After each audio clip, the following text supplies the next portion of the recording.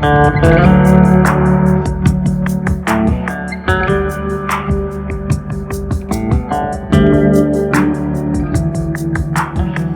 back to another episode of Live from Springfield, USA. Today, I am Josh Taylor, your host. Today, I have Steve Robinson, owner of Reflections Detailing. Steve, how are you today? Doing pretty good. How you doing? I'm doing great. What made you get into detailing? How did this happen? And because I used to detail, and so I'm like, I love to hear the background of where you started. Was it childhood?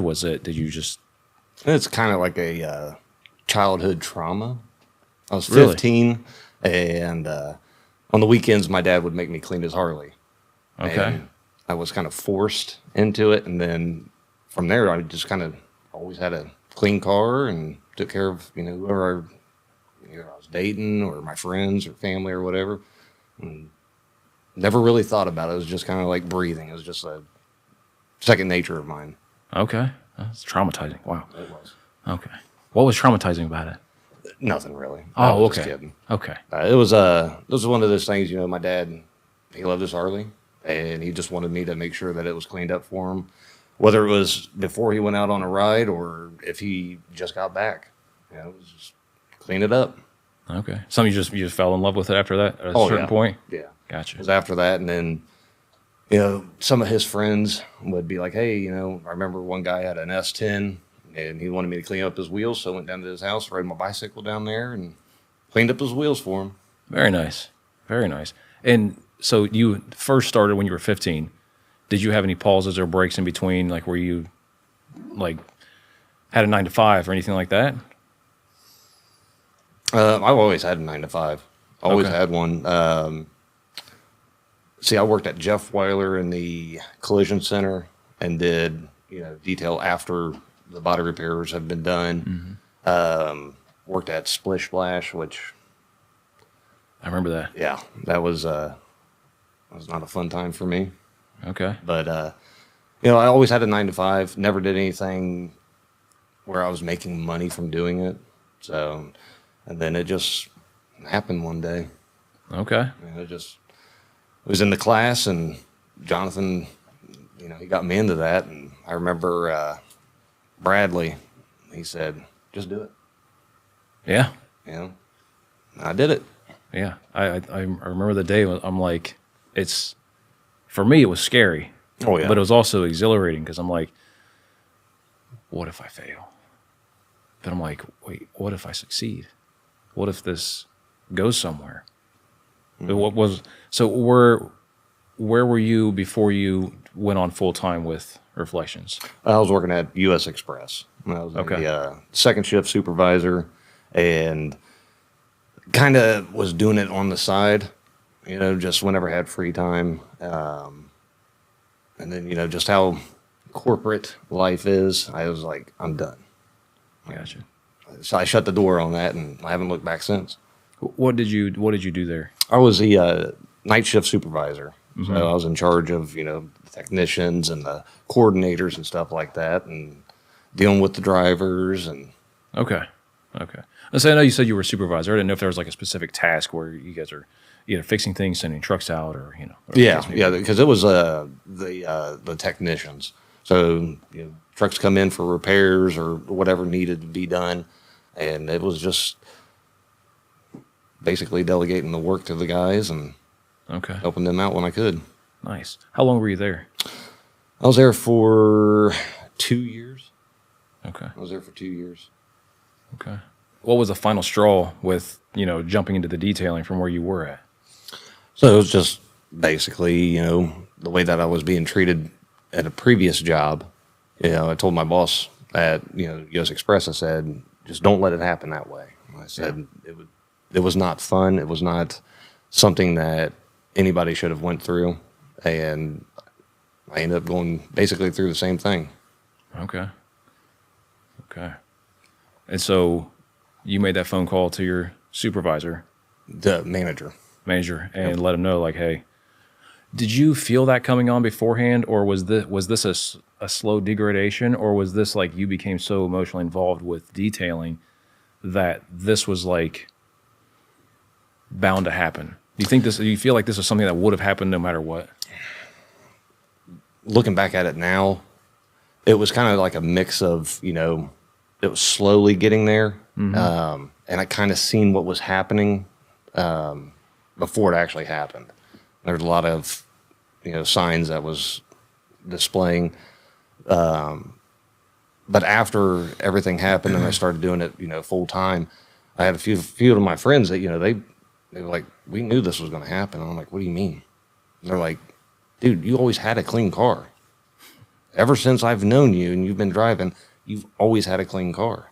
And I was like, well, I guess you are right. And never really thought about it. Yeah. It just wasn't something at the age of 40 years old I planned on, doing full time, but I did it. Yeah. Yeah. I did. I started doing detailing back in 2020, right after COVID shut everything down. And it wasn't a lifelong dream or anything like that. It was, I think for me, it was just a segue into entrepreneurship. Mm-hmm. I was working somewhere, but then I had realized, I remember saying, like, there's got to be more. There's got to be more. And I wasn't being treated poorly or anything like that. The place I worked at was great, but there was something that it just was in me to go and pursue whatever that was. Mm-hmm. So I understand how that process can work. And was it, I don't know if I asked you this, was it scary wondering about, like, got a family to feed, got to do this, and how am I going to do all this? Did you worry about, like, how it was all going to unfold? Oh, yeah. Yeah, there was many times where I was like, it's still to this day. You just never know. And unless you are a business owner, you won't really understand what that fear is. And you don't let that fear, take you down. You just learn to move around with it.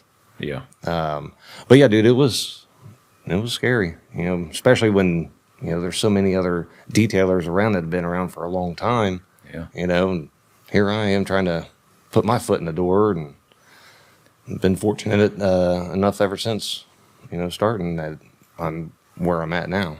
Yeah. I love people, because I got out of the detailing business. I love some of my clients will be like, hey, who do you recommend? And I'm Steve. Yeah. Go to Steve. Definitely appreciate that too. Yeah.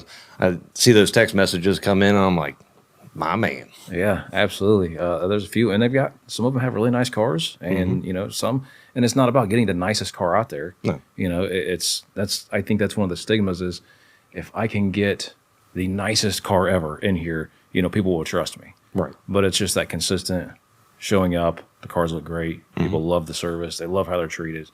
And that's where that emotional involvement comes into play, because when you're emotionally involved in it, you can put your heart into it. Oh yeah. And you can see it in your work. Mm-hmm.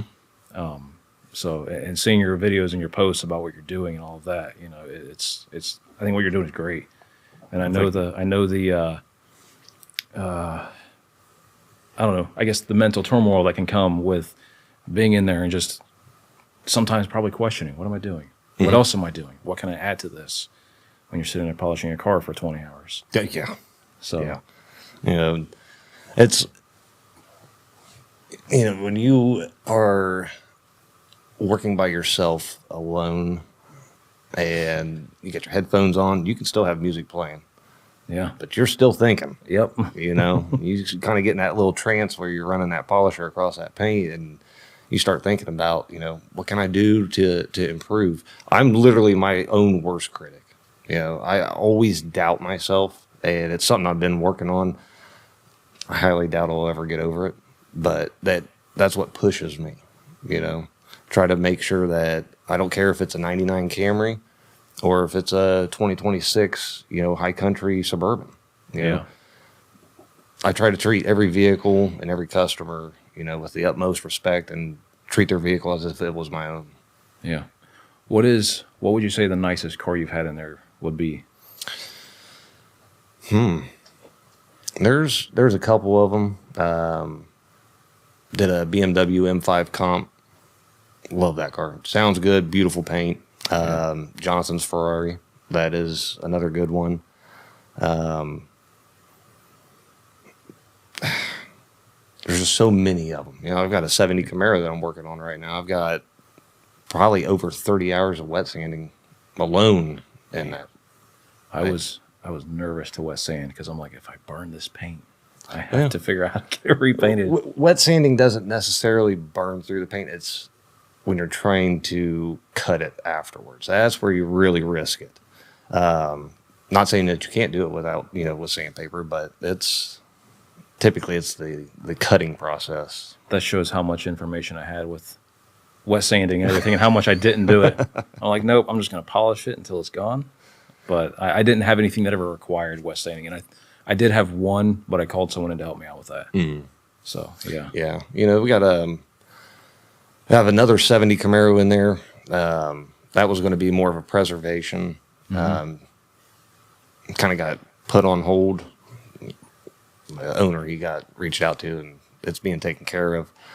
But classic cars is where I'm finding my true passion. Not saying I don't mind detailing somebody's Corvette or anything like that. It's just I'm old school. Yeah, and I love the paint from back then. Yeah. So is this, when you say older cars, are you looking to make more of a turn to becoming like a specialist in older style cars, like restoring, anything like that, or are you staying streamlining, detailing? What like if you had a 5 or 10 year vision with where you're headed, what would you like to see in that? 5-10 year vision, definitely doing restorations. Okay. I've got a '69 Buick Electra at the shop right now, waiting on a friend of mine to let me know when I can bring it over so he can reupholster everything. But I got to rebuild the motor. I got to install the motor, the transmission, check the brakes. Do an interior detail, paint chip repair, paint correction, ceramic coating, all that stuff. And that's what I like to do. And I mean, that's kind of like how it is with this 70 Camaro. It's an older paint job. It's very dull. And after doing the wet sanding and everything, looking a lot better than what it used to. Yeah. Was it oxidized or? There was a little bit of oxidation in it. It was more along the lines of orange peel. Okay. So, the clarity wasn't there. Okay. Some people don't know what orange peel is. Can you explain orange peel? So the orange peel is basically the paint looks like the skin of an orange. It's got that real bumpy stuff to it. Okay. And you can actually feel it with your hands sometimes, or majority of the times you can. And you can cut it out. Wouldn't recommend it. Wet sanding is the most effective way of doing that. But it really brings down the gloss and the clarity of the paint. And once that's done, that's when it really comes to life. Okay. Very good. So as far as help, do you have any employees? Are you a one-man show? Do you plan on hiring if you don't have employees? Do you have anything going for that right now? I'm solo. I've tried hiring a few people. Not saying that they don't know what's going on. It's just I have a certain eye. And finding somebody that's got that eye, very far and few between. And it's not, I'm not putting anybody down. It's just I have a super high standard when it comes to the quality of work that I produce. Yeah. I see some people that try to do a detail and try to do the inside outside of it and have it done in 2 to 3 hours. No. I promise you one thing. And it's probably going to take me about 6 to 10 hours, depending on what vehicle it is and condition, just for the interior. The exterior is probably about a 2 to 4 hour job just for a basic detail. Because I'm making sure that I hit everything that needs to be touched and try to give them the best quality for their dollar amount. Yeah. And I would like to hire somebody eventually. It's just I got to find the time to train. And I had one guy. He's a younger guy. He did pretty good. He really did. He was probably one of the better ones that I had working alongside me for just a brief moment. Yeah. But it's one of those things you just gotta work with some people and train them up, and hopefully they can pick up what you see as well. Yeah, absolutely. And when you're training somebody, you're also developing them as an individual as well. Absolutely. So there comes with more than just training the skill, and also like making sure that they're reflecting who you are as well, because it's, ultimately your business, and you want Correct. that to be, standard across the board. Yep. So there's some weight with that as well. What has been one of your most challenging situations with the detailing have you gotten to a spot where you questioned yourself, like, am I going to continue doing this? Or has this just been, this is what it, not it is what it is in a negative connotation, but like, are you just like, no, this is it and I'm in it? Or have you had those? I would say 2 years ago, I had a lot of doubt. There was times where like I only had like maybe one detail in the entire month, and you're like, how am I going to survive? Yeah. But I knew at the same time my business was in its infancy stage, Yeah. and it's going to take a while to get to that. You got to build that trust with the people, and that's my biggest thing is building the trust with people, because you bring me your $100,000 car, it's a $100,000 car. Yeah. That's something that somebody's paid a lot of money for. And you use the wrong chemicals on the wrong part of the car, well, guess what? Now they need a new dash. Yep. Or they need a new seat. Or they have to have repaint done. Yeah. So, the main thing is the knowledge. You need to know what you're doing. Absolutely. So, yeah, I think there's people are, rightfully so, but people are a certain way about their vehicle, Yep. especially if they've invested a lot in it, and you have people that are like, this is my dream car. You're like, I won't screw it up. I promise. yeah. And there's a few people that have been like, this is my dream car. And I'm like, well, I'm going to treat it as if it was my dream car, which I now have my dream car. Yeah. But, like, I understand. I know where they're coming from. And I try to, I try to find a way to have them trust me. And that's still a little bit of a battle, because each person is different, Yeah. I'm pretty good at reading people, but having them know that I'm able to truly take care of their car and they don't have any worries, that's my ultimate goal. I'm trying to bring you a peace of mind. Yeah. I can't come out to your house, but you can bring it to my shop and know that it's going to be taken care of. And I think that's important for people to know, like, why can't you just come to my house and do it in my driveway? Quality control. Environmental control is a huge factor with detailing, because you can't do certain things in the sunlight. If you don't have good water, everything's contained and controlled in this environment. This is where I'm finding you the best quality. Yeah. And I think that's important for people to know as well. Yeah. And, in October, I built my own enclosure, and I've invested a lot of money. I've got lighting in there, I've got a lot of stuff that I did to help improve the quality. Of course, there's still other things that I want to purchase to make it even better, but, the LED lighting really helps me see those defects. And then I've got other, handheld lights that mimic natural sunlight. That way I can kind of see from a different spectrum as well. But, if I'm polishing outside, you only have natural sunlight. You drive underneath the street lights at night with these LEDs, and you're like, oh, he missed a spot. Yep.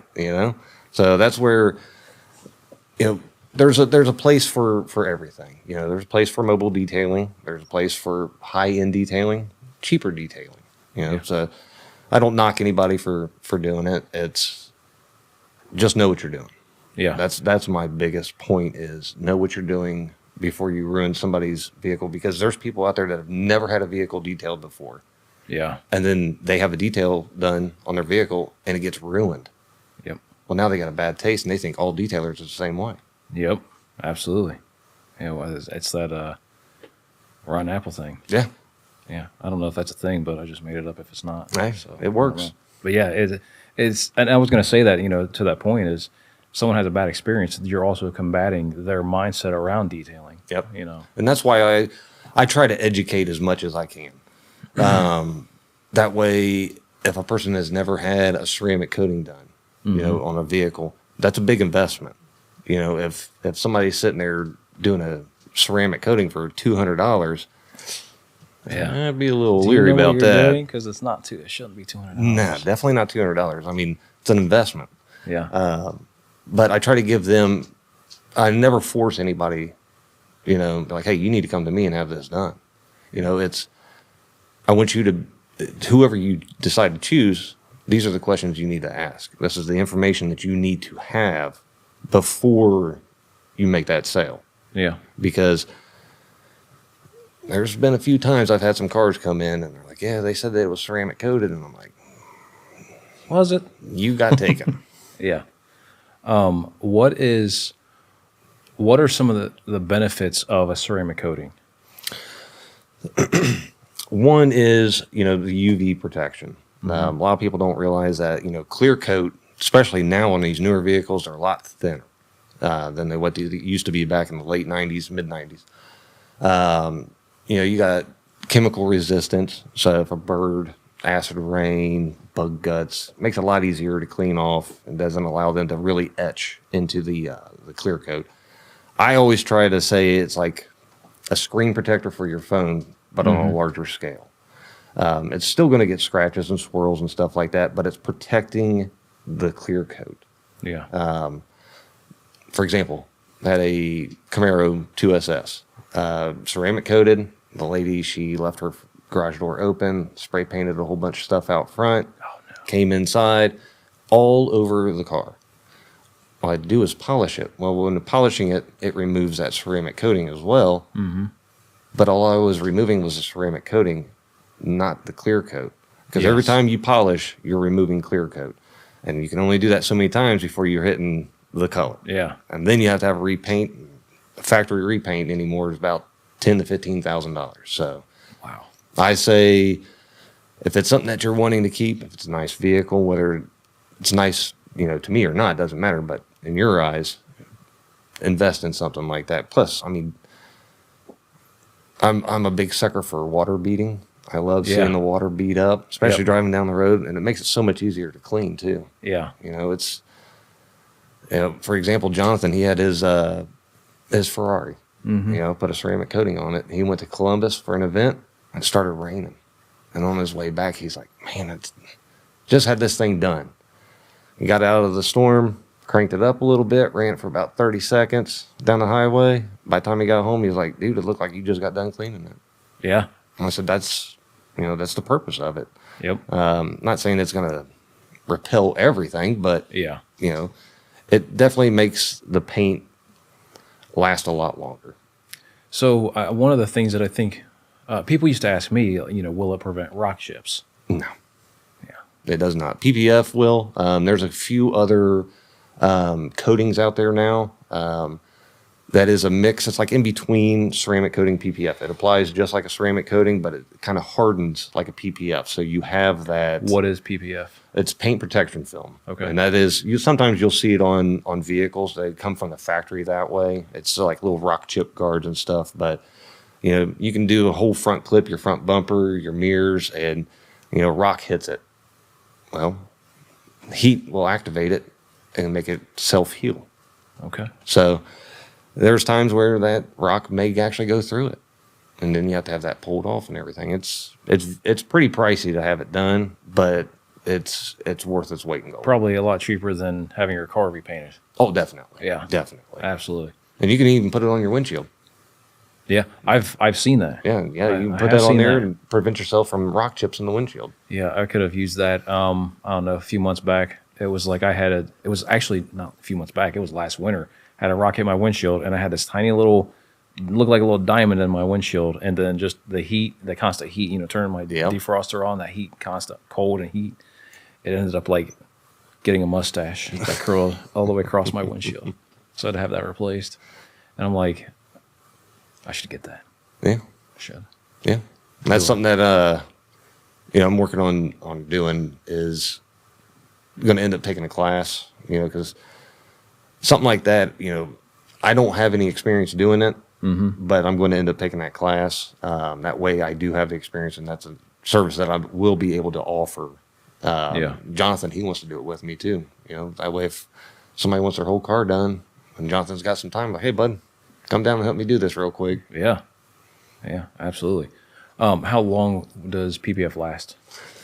It varies. I've seen some people say that it lasts, 6, 7 years. I've seen some companies say that it lasts 10 to 12 years.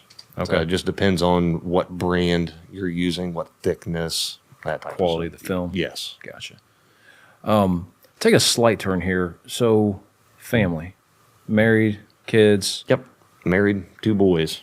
You said you have 2 kids. Yep. And what are their ages? One is 22 and the other one is 16. Okay, you don't look old enough to have either of those ages. I know. I get it So all the time. that's a good thing. Yeah. If I feel like when we shave, it's like we shave off a few years. So that's a good Oh, yeah. thing. Well, that, and then when I had my long hair, and I took my hair off, some people said that I looked younger. Some people said I looked a lot older. And I'm like, it is what it is. Yeah. I'm growing it back out again. Yeah. Where did you guys meet at? Well, we went to school together. Okay. We actually had a class together. She's probably going to hate me for saying this, but, I remember when she turned 18. We can edit all this out. Don't worry. No. It's something I always tell her, like, that's what I tell everybody else is, we had the class. I remember when she was 18, because she used to, when she was 17, she always had to wear the jean skirt. Mm-hmm. When she was 18, on her 18th birthday, she came in wearing a pair of jeans, and I'm like, a little hottie right there. That's my woman. Yeah. But we ended up,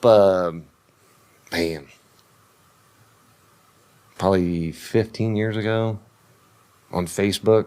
Became friends on Facebook, and she made a post, and I really don't remember too much about it, but I do remember meeting her in person at Emmanuel Christian. My buddy Josh, his son, was playing baseball on her oldest, our oldest Jake, his team. So they played together, and met her for the first time since high school. Gave her a hug. And found out that she lived basically right across the street from my buddy Josh, and we started talking. And Right from there. yeah, Okay. Mm. Have you guys always lived in Springfield? yeah. Well, I have. She had lived in Mississippi and North Carolina after high school, and then she came back. Okay. So me, I've always been here in Springfield. Okay. Did you go to Shawnee? With Shawnee. I feel. Did we go to Shawnee at the same time? Probably because I was in the same grade as your brother. Okay, and I was 2 behind him. Yep. Okay. All right. Yep. Then both my brothers, my younger brothers, they went there as well. Okay. All right. So, family plans. Any plan on adding any more, or are you guys done? Done. I'm Done. too old, man. Okay. Too All right. old. How old are you? 43. 43. All right. I just turned 41, so I feel that. I couldn't imagine starting over right now. Yeah. Not that there's anything wrong with it, but I'm like, both my girls just turned 18 and almost 20, and I'm like, I don't know. I don't know if I could restart like that. No. So, I don't know. I lost my question. So edit all this fumbleness out, if you would, please. Yep. Okay. All right. So, kind of going back to the detailing, have you had any accidents where you had to repair something or fix something? The only accident I've ever had was on my own vehicle. Okay. And that was it. Like, best place to learn. Yeah, literally the best place. I just got my truck, and the guy that had it before me, he had sprayed some sort of like rock chip protectant over top of the bumper, and it looked like little craters everywhere. And I'm like, I don't like this. I want it to be nice and smooth and shiny. So I wet sanded it, got it all down, and then I ran it a little too thin on one little spot and burnt through the clear coat. And it's like, well, noted. Yeah. I did that on it was back in 22. Someone brought me a brand new Tacoma, and I was polishing the passenger side bed of the truck, and I was trying to remove something, and I didn't realize it, but I burnt through the paint, and it was like size of a quarter. Mm-hmm. And I was like, oh no.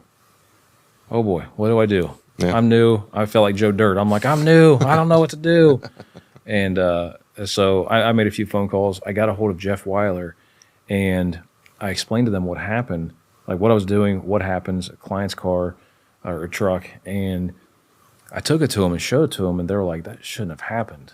They're like, this is probably covered under the vehicle's warranty, completely covered. I was like, gosh, no way. That's incredible. I was terrified, but I think so many people think about those things going wrong and will avoid starting a business based on that fear of like messing something up. Oh yeah.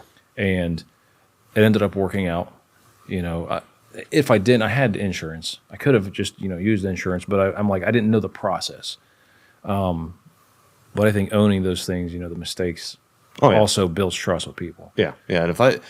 And thing is, like, I do my best not to make mistakes. I have, procedures that I run through my head every time I'm doing something, I'm making sure I'm very aware of my surroundings, whether it's, a 6-inch by 6-inch area or it's, a panel of a car that I'm working on.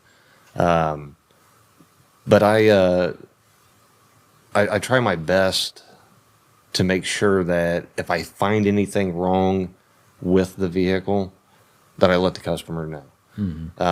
Anything that's unsafe, typically the number one thing that I tell my customers is, you need tires. Well, why do I need tires? Well, it's dry rotted. It's a safety hazard because you'd be driving down the road and it blows out. I'm letting you know ahead of time that, this needs to be repaired. Or like, hey, I don't know if you know this or not, but you got, a dent in this location or a deep scratch here, or this has been broken or whatever the case may be. I try to let everybody know if something is wrong that I feel that could be detrimental to the safety of them and their vehicle. Yeah, that's great. I didn't even think about that, to be honest with you. Like when I would detail vehicles, I don't ever remember seeing anything that was, to that level, but also don't think that I did it long enough for that to show up. What's the biggest thing you've detailed? The biggest thing I've detailed? Yeah.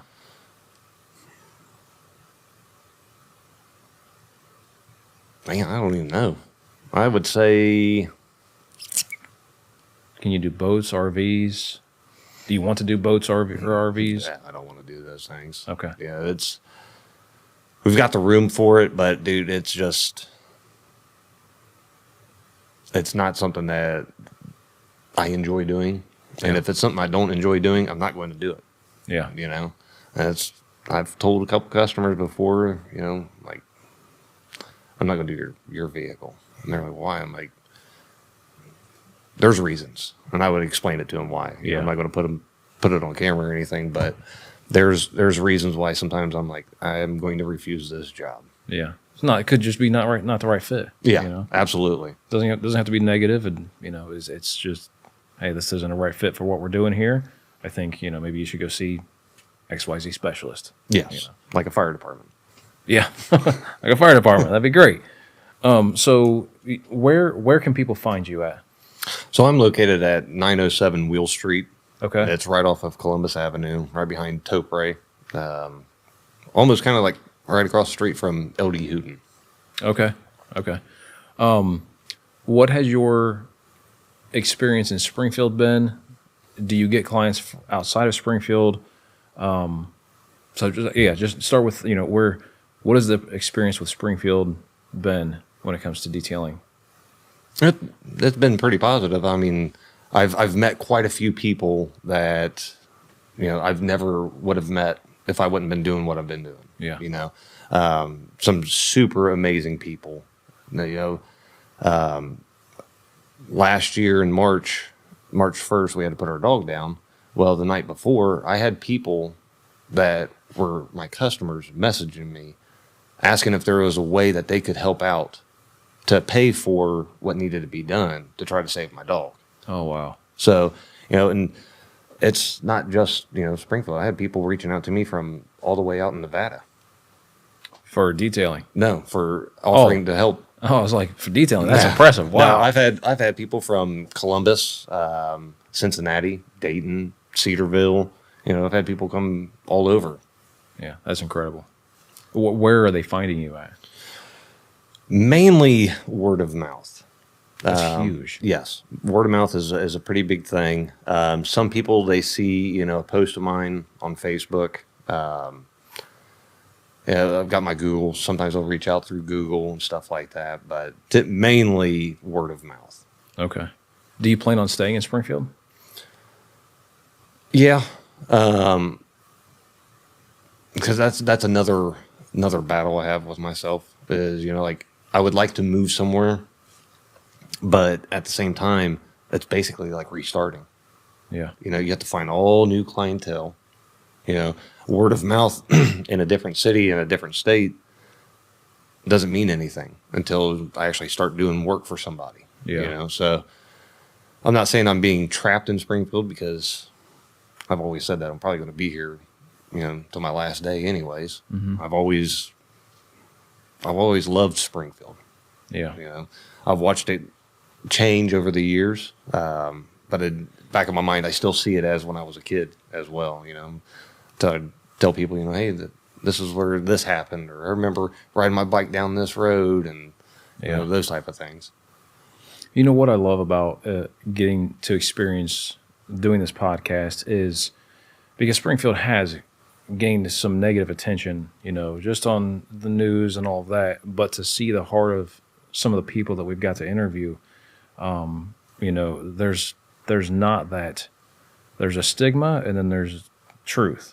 And the truth is there are a lot of people that are like you, myself, man behind the, what do you call that? Man behind the screen. And just the other people we've had. There's good, genuine, capable people, that can grow businesses and have influence here. Mm-hmm. And I think that should be something that gets highlighted. And that's kind of the reason that Ted, started this, was to be able to highlight those things. Mm-hmm. So do you post content on social media? Yeah. Facebook, Instagram, TikTok, or one place? Facebook, which I guess it goes to Instagram. I need to start getting into Instagram, but I go on TikTok. I try to. I don't know. I'm all over the place when it comes to content. Okay. Sometimes you may get a video that's educational. Sometimes you might get a video that's of my dog. And then sometimes you might get a video of me scaring somebody. Anybody in particular that we can think of? Starts with a J, ends with an S. Not ends with an S, but Jonathan. Yeah, not doing that no more. Yeah. But yeah, he, like, I'm not that type of person that goes around and just scares random people, because I don't find that humorous. But, if I know you, I'm going to scare you. Have your clients come in and just like, "Pa, Yeah. surprise, and welcome to get your car detailed." Come on. Just trying to loosen the vibe up here a little bit. Yeah. But, we also got I got a new YouTube channel that I started. It's called Barn Find Revival. And that's where we're basically trying to find lost and forgotten vehicles. Okay. We found a 70 Camaro SSRS. That had been sitting since 1989. Oh, wow. About to upload our new video of a 1977 Porsche 924 that I did a lot of mechanical work to, brought the color back to it, made it drivable again. Johnson actually took it to a show. Got another video of, my 57 Chevy Bel Air that was gifted to me, where they went and they picked it up behind my back without me knowing. And then a reveal video of that, and then my interview. And how did that feel? It was shocking. It was a very positive shock, but at the same time, I couldn't believe it.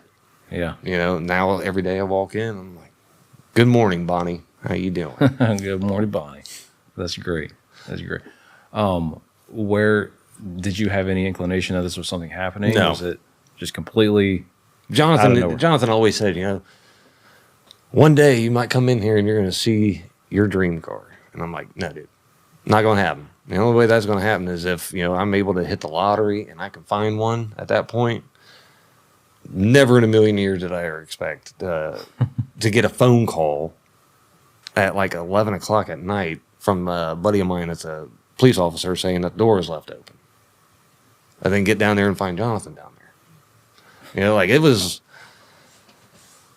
one of those things where my emotions was from one extreme to the other extreme and everything else in between. Like fear and joy, and then just all the chaos? Just everything. I mean, you name it, it was there. Okay. It was a wild night, that's for sure. Man, I got to see some of the videos of that, like on YouTube. Mm-hmm. That was so cool. I'm like, I can imagine what what that was like. So Yeah. I think well deserved. Oh, I appreciate Very that. well deserved. Yeah. It's, You do a lot for people. I try to. I think you do a lot for people, and it goes, I don't want to say it goes unnoticed, but I think you do help a lot of people out. And, you know, that's my thing is I try to help people the best I can with whatever I'm able to. Yeah. You know, if somebody accidentally sideswipes you, you got paint transfer, you know, I've done that before. I removed it without, you know, charging anybody. You know, sometimes I'll be doing a detail and I'll do a little extra and won't even tell the customer. Yeah. And then they'll message me or call me like, hey, did you fix this? I'm like, yeah. Well, thanks, man. I didn't know you did that. You know, I just try to help out people. And if I had $100,000 in my bank account right now, I wouldn't be charging what I charge because I get joy out of seeing people smile. Yeah. And I truly feel that, you know, a clean vehicle, a good looking vehicle is good for your mental health. Yeah. You know, Absolutely. it's less clutter. You know, it kind of keeps your mind more focused. You know, puts you in a good mood. But I would love to be able to charge significantly less and still have the same results, the same quality, just so I can see more people smile. Yeah. But in reality is, you know, I've got bills I got to pay. And that's why I Yeah. charge what I charge, because it's a premium service. Yeah. Absolutely. And it's valuable. Yeah. It is very valuable. I know what it. Because I've done it, I know what's involved. I know what it takes to get it done. So, you know, the service that you're providing, it's definitely, the value's there for the, you know, the dollar amount that you charge. Yeah. Because it can be laborious. Oh, very. It can be very laborious, time consuming. Because you know, so, you know, own worst critic, you know, when you're looking at the vehicle, you're inspecting the whole thing going, what would I, because I know how, you know, observant I am. I'm looking for all the little, because that's why I do this. Yeah. I'm looking for all the imperfections. And so you'll sit there and you'll start nitpicking your own self with, oh, there's this speck that they might see and go, you missed a spot. Yeah. But in all actuality, there's been times, you know, when I was doing it, I'm like, man, if I do any more, I'm going to make a mistake. I'm going to make it worse. Yeah. So there is a point where you're like, I can't go any further because this is just what it needs to be. And so I know that mental strain where you're like, I've got to get it absolutely perfect. And that's how it is with me. Like, you know, maybe a customer comes in and they pay for a paint enhancement. You know, they're not worried about removing the scratches or the swirls. You know, they just want it to look glossy again. Yeah. My mind, I see those swirls and those scratches. I'm like, I've got to get them out. Yeah. You know, knowing that they're not paying for that. You know, I'm not going to go to the extent of removing every single scratch and swirl there is, but, you know, I may go a little bit more than just a paint enhancement just because the car deserves it. They deserve it. Yeah. You know, and I want them to feel, you know, that they're not being taken advantage of, like, you know, that's happened before, you know, with Yeah. other people. And I try to make sure that they understand that when they come to me, they're taken care of. Yeah. Absolutely. So it is a pleasure having you on here. Been a pleasure being here. It's been fun. Yeah. I enjoy doing this. Is there anything that you would like to say to your audience? You can look right in that camera if you have anything, and just, you know, contact info, why they should come to you, anything like that you'd like to say to give them that peace of mind, to give them the, you know, confidence in you and what you're doing. I mean, I have confidence in you. That's why I sent some of my clients to you. And I was very picky. I was very picky with who I would send, or not who I would, where I would send people, because I'm like, I don't want people that I cared about to go somewhere they're not going to get treated well. So that is why I sent people to Steve, just FYI. Yeah. If you need anything, if you want to learn anything before you make a purchase, if you want to see any of my work, you can check me out on Facebook.